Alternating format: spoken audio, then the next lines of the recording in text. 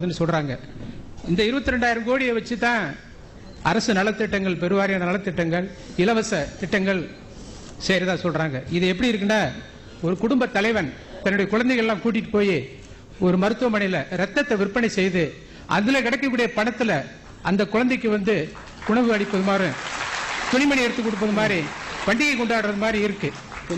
அதனால இது ஒரு குடிச்சு தமிழக ஒரு சமூகம், எதிர்கால சமூகம் நாசமாயிக்கிட்டு இருக்கு. அதை பத்தி நீங்க என்ன கருத்து தெரிவிக்கிறீங்க? நான் ஏற்கனவே பலமுறை இதை பத்தி சொல்லியாச்சேன். ப்ரொஹிபிஷன் இனிமே ஒரு ஃபீஸிபிள் பாலிசின்ற நம்பிக்கை எனக்கு கிடையாது.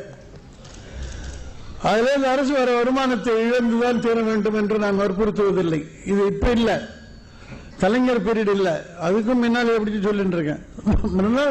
இருந்தாங்க ப்ரொஹிபிஷனிஸ்ட், அவங்க கூட எங்கிட்ட இதை பத்தி ரொம்ப வாதிட்டார்கள். என்னுடைய அபிப்பிராயம்,